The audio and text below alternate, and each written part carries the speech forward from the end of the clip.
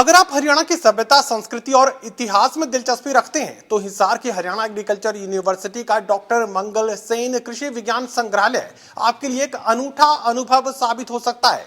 तमाम वो तस्वीरें आपको दिखाएंगे जो शायद आपने कभी नहीं देखी होंगी। हरियाणा के इतिहास से जुड़ी, उसकी सभ्यता से जुड़ी हर वो चीज इस संग्रहालय में मौजूद है जिसे बेहद मेहनत, बेहद संजीदगी के साथ संजोने का काम इस संग्रहालय में किया गया है। डॉक्टर मंगल सेन कृषि विज्ञान संग्रहालय से जुड़ी हर वो चीज, अनुभव यहाँ पर कायम करने की कोशिश कर रही है, एक ऑरा कायम करने की कोशिश कर रही है कि हरियाणा की सभ्यता और संस्कृति आखिर कितनी विरासत के साथ समझी जा सकती है। तमाम वो चीजें यहां पर देखने को मिल रही है। तमाम तस्वीरें आपको दिखाने का काम कर रहे हैं हरियाणा कृषि विश्वविद्यालय के डॉक्टर मंगल सेन संग्रहालय की तस्वीरें आपके टेलीविजन स्क्रीन पर हैं और इस संग्रहालय से जुड़ी हर चीज से जुड़ी जानकारी हमें देने का काम करेंगे हरियाणा एग्रीकल्चर यूनिवर्सिटी के vice chancellor professor B R. Kamboj. Professor B R. Kamboj इस वक्त हमारे साथ बने हुए हैं। सर, टोटल न्यूज में आपका स्वागत है। हाँ, धन्यवाद आपका। आज हम यहाँ जो संग्रहालय डॉक्टर मंगल सेन के नाम पे हमने बनाया है उसके बारे में आपको जानकारी देंगे कि किस प्रकार से हरियाणा की सभ्यता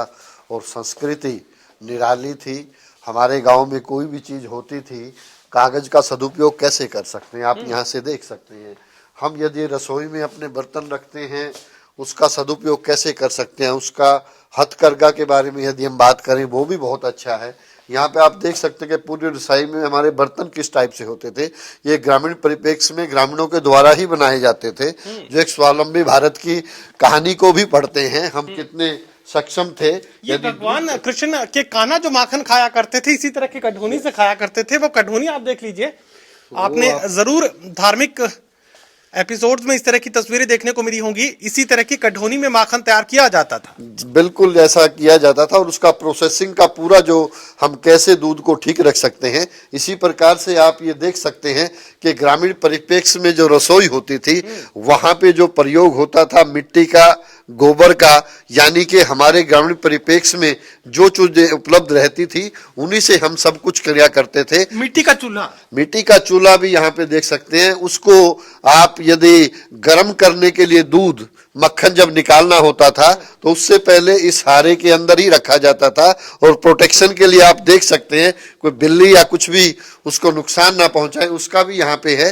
अनाज को पीसना है तो उसका भी प्रबंध यही होता था। ग्रामीण परिप्रेक्ष्य में महिलाओं के लिए सबसे बड़ी एक्सरसाइज भी यही होती थी। वो अपने मानसिक तनाव को दूर रखने के लिए इसका प्रयोग किया जाता था। इसी प्रकार से आप देख सकते हैं कि कोई भी चीज बाहर से नहीं लेके आनी पड़ती थी। मिट्टी का प्रयोग आपको पकाने के लिए, जो चूल्हा होता है उसको, हारा जो है दूध गर्म करने के लिए, और उपले जो है वो जलाने के काम में आते थे। ये देखिए आप, अनाज को भंडारण के लिए इससे बढ़िया तकनीक नहीं हो सकती थी। इसमें वैज्ञानिक आधार भी है। इसका मुंह छोटा होता था ताकि अंदर ऑक्सीजन कम रहे और कीड़ों का प्रकोप भी कम हो। इसको हम मापने के लिए भी इसका प्रयोग करते थे। इसी प्रकार से चरखा आप देख सकते हैं और किस प्रकार से आप कपास से बिनोलों को अलग करते हैं उसका प्रयोग आप इसके माध्यम से, लौटने के माध्यम से हम लोग करते थे।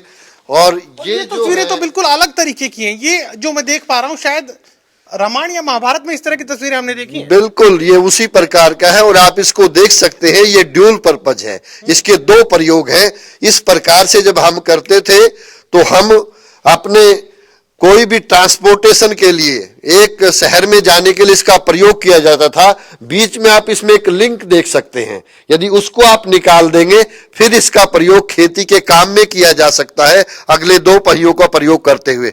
तो इस प्रकार से ये जो रथ है ये हमें बाजार में जाने के, आवागमन के काम भी आता था और कृषि के काम में भी इसको लेके आ सकते थे हम। हमारी साइंस तब भी इतनी ही विकसित थी।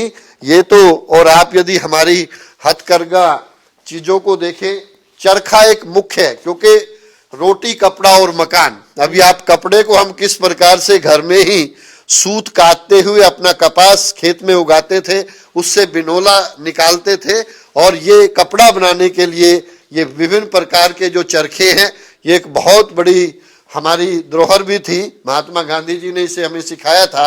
आप ये देख सकते हैं शाही पीढ़ा कि दुल्हन जब आती थी तो वो इसी प्रकार से बैठती थी पीढ़ों पे। डिफरेंट टाइप के ये यहाँ पे दिखाए गए हैं। और माटी के बहुत सारे बर्तन मैं यहाँ पर देख पा रहा हूँ, बेहद खूबसूरत ये नजारा। यस, ये आप देख सकते हैं कि हमारी जो हस्तकला थी ग्रामीण क्षेत्र में, खासतौर से मिट्टी के बर्तनों के बारे में आप देख सकते हैं, चाहे पानी की सुराही है, चाहे पक्षियों को पिलाने के लिए डिफरेंट टाइप के जो बर्तन है वो इससे बनाए जाते थे। इसी प्रकार से हम अब पानी निकालने के लिए आप देख सकते हैं हम प्रयोग करते थे, यहाँ एक भी चीज बाहर से नहीं लाई गई है। इसमें आप देख सकते हैं पानी निकालने के लिए जब कभी बाल्टी भी नहीं होती थी तब भी हम पानी निकाल पाते थे।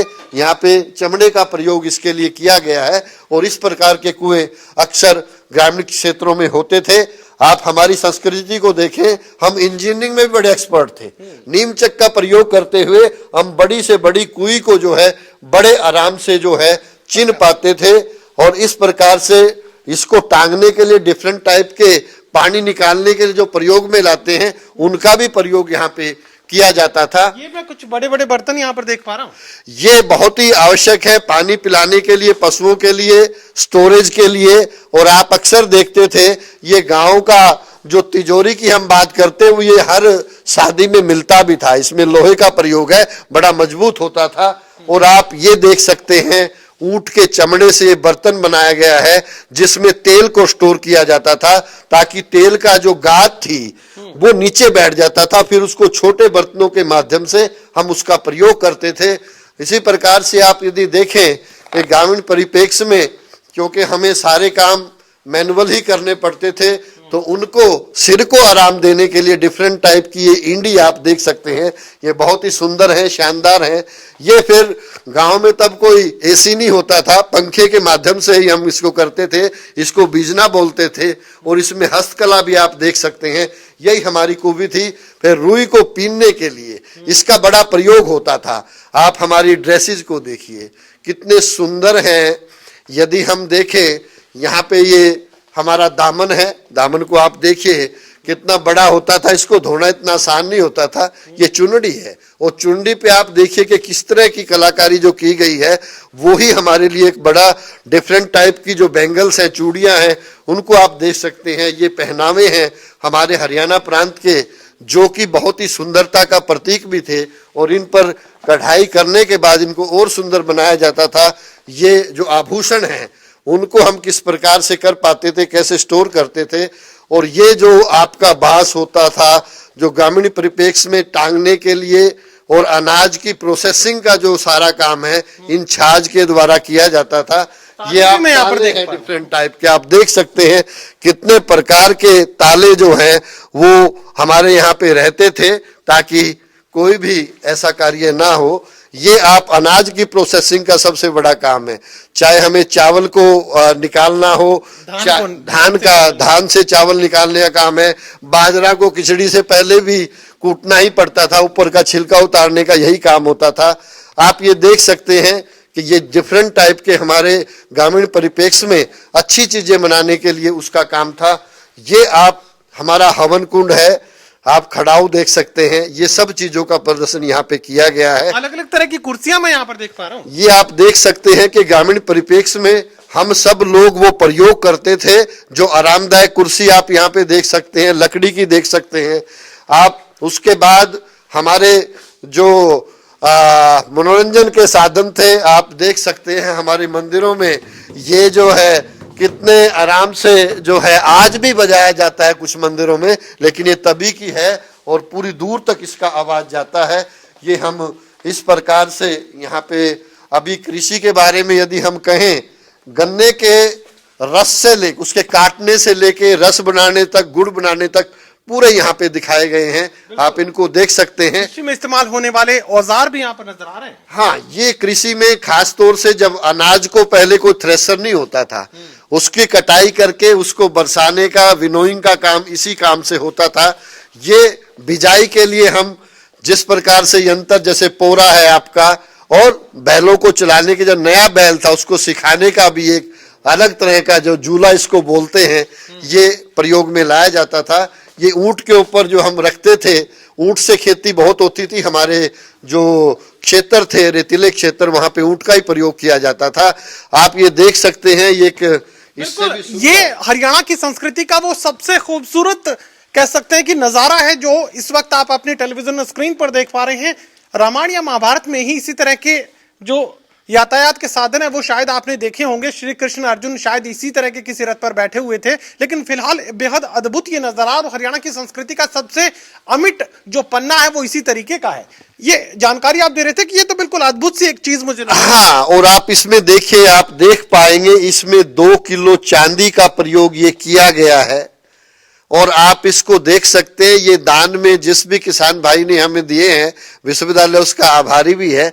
आप इसमें ये देख सकते हैं, ये ऊंट के चमड़े का जो है इसका प्रयोग किया गया है, जो 200 साल तक भी किसी गारे पानी से खराब नहीं होता है। और इसको आप देखें, शादियों के अंदर अक्सर इसको शाही बैलगाड़ी के रूप में यूज किया जाता था, इसी में लाई जाती, इसी में हम ले जाने का प्रयोग करते थे। और आप देख सकते हैं कि उस समय भी चाहे इसके पहिए से मिट्टी साफ करने की बात हो, चाहे ब्रेक्स लगाने की बात हो, ये सारा कुछ इसमें आपको दर्शाया गया है। आज भी ये उतना ही सुंदर है, सॉलिड है, कुछ भी इसको नहीं हुआ है।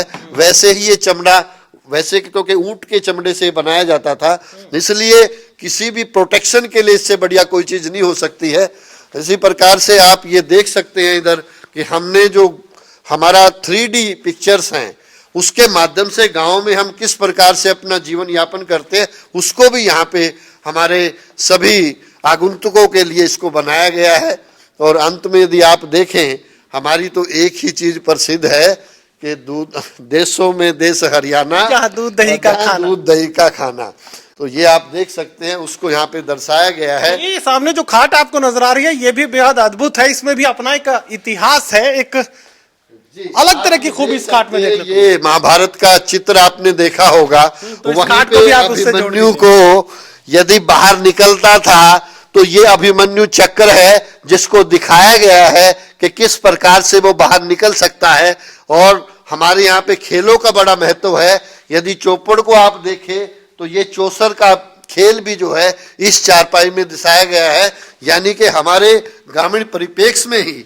और इस प्रकार से हम, क्योंकि समरसता, हम समाज का हर व्यक्ति इकट्ठा बैठे, उसी के लिए इस प्रकार के मोढ़ों पे बैठ के, और सारी जो चर्चा होती थी वो हुक्के पे ही होती थी, अपनी बैठक में होती थी। उसी का ये दृश्य यहाँ पे दिखाया गया है।